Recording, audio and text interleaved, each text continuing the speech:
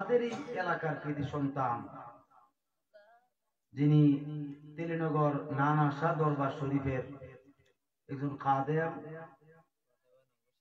আমার বাবাজি শিরিনে জবান হযরত মাওলানা হাফেজ সুজন শাহ সাইদি সাহেব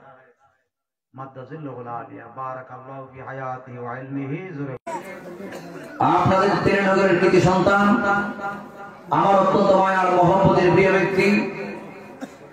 আপনার আমার সকলের সুপরিচিত সারা আলোর সৃষ্টিকারী বক্তা মুজাহিদ আহলে সুন্নাহ হযরত মাওলানা হাফেজ সুজন শাহ সাইদি সাহেব,